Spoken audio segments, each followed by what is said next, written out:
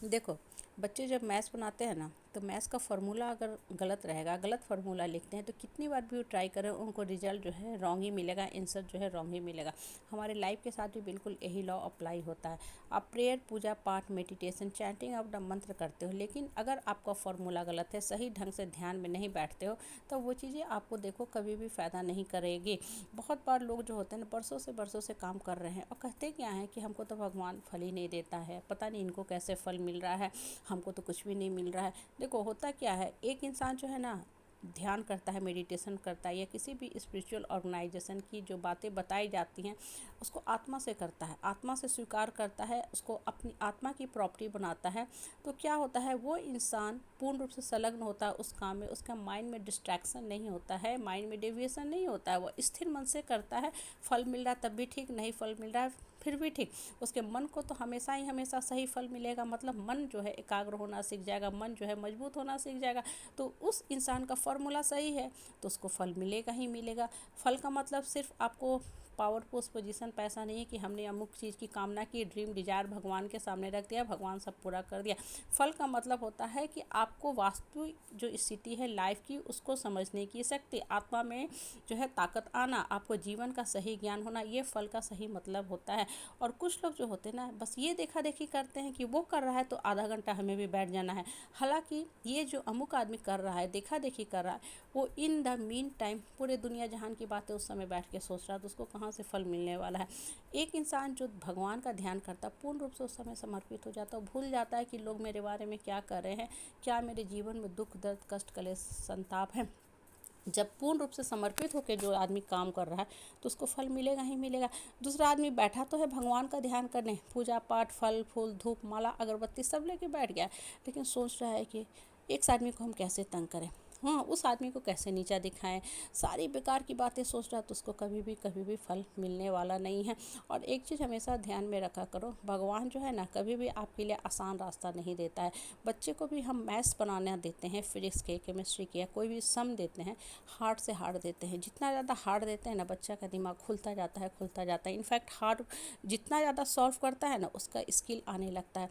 अगर बच्चा आसान बनाता है ना, तो माइंड कभी भी नहीं खुलता है। आसान मैथ हम लोग स्किप कर जाते हैं कि इसको छोड़ दो, ये तुम्हारे लेवल का है नहीं, तुम आगे वाला बनाओ, ए बी सेक्शन छोड़ दो, सी और डी सेक्शन का उठाओ, तब तुम्हारा माइंड जो है खुलेगा।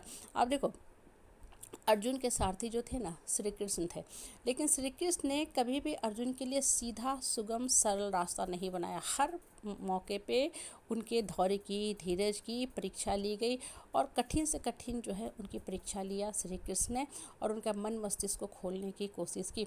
अगर भगवान सीधे आते हैं मदद करने के लिए, तो फिर अर्जुन को तो कुछ करने की ज़रूरत ही नहीं थी, चुपचाप खड़े रहते। श्री कृष्ण सारथी बन के थे ही, उनके बिहाफ में सारा कुछ कर देते। लेकिन श्री कृष्ण ने क्या बोला, इस युद्ध में तो हम अस्त्र शस्त्र उठाएंगे ही नहीं, हम तो खून खराबा करेंगे नहीं, हम कुछ नहीं करेंगे, चुपचाप सारथी बन के रहेंगे। मतलब जहाँ जहाँ तुम हिलोगे, कर्म पथ से भटकोगे, वहाँ तुमको हम ज्ञान, बुद्धि, विवेक, विजडम, नॉलेज भरते जाएंगे। कर्म करो अर्जुन, कर्म करो अर्जुन, अपने कर्म से मत भागो। कहने का तात्पर्य क्या होता है ना, कि हमारी भी स्थिति बिल्कुल इसी तरह होती है।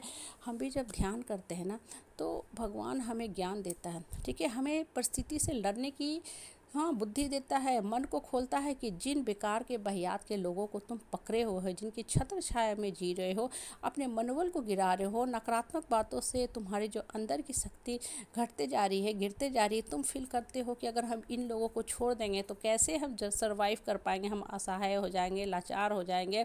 चूँकि तुम्हें दूसरे की ना छत्र छाया में जीने की आदत पड़ी हुई है, तो ये सारी चीज़ें तुम्हारी आत्मा की शक्ति को कमज़ोर करा। इन सब चीज़ों को साइड करो। जब तुम मेरे साथ ध्यान में लग गए हो, अपने आत्मा के अंदर मेरी शक्ति भर रहे हो, तब तो तुम पूर्ण रूप से शक्तिशाली हो गए। फिर तुमको इन लोगों के आगे घड़ी घड़ी गिरने की, सर के, मर के, रर के रहने की क्या ज़रूरत है। जब मन मजबूत होने लगता है, तो वो इंसान अपने लाइफ का डेस्टिनी लिखने में खुद समर्थवान हो जाता है। वो खुद ही डिसाइड करने लगता है कि हमको क्या काम करके बेनिफिट मिल रहा है। आपके पास बहुत से फेस पैक होते हैं, ठीक है, आपको वही फेस पैक लगाते हो जो आपकी स्किन के लिए सूटेबल होता है। बहुतों को बेसन नहीं सूट करता, बहुतों को दही नहीं सूट करता, अगर वो उसको लगाना शुरू करे तो स्किन में खुजली होने लगेगा। क्यों? क्योंकि आपने एक्सपेरिमेंट करके देख लिया कि हाँ ये चीज़ मेरे लिए सूटेबल है। लाइफ के साथ भी बिल्कुल यही चीज़ है। जब आप भगवान का ध्यान करते हो, मेडिटेशन करते हो, या कोई भी चैंटिंग होता मंत्र करते हो ना, तो कुछ समय के बाद आपको खुद में ही फील होने लगे देखो, हमारा लाइफ भी ना पूर्ण रूप से एक्सपेरिमेंट है, पूर्ण रूप से ये एक्सपेरिमेंट है। जैसे कोई भी फेस पैक हम लगाते हैं, एक्सपेरिमेंट करते हैं, जो सूटेबल होता है उसे हम इस्तेमाल करते हैं, जो सूटेबल नहीं होता है उसे हम थ्रो आउट कर देते हैं, फेंक देते हैं कि ये हमारे स्किन के लिए अच्छा नहीं है, साइड इफ़ेक्ट ज़्यादा दे रहा है। तो जब आप प्रेयर, पूजा पाठ, ध्यान, मेडिटेशन करते हो ना, तो आपको खुद में फील होने लगेगा कि हाँ, ये चीज़ वास्तव में मुझे फ़ायदा कर रहा है।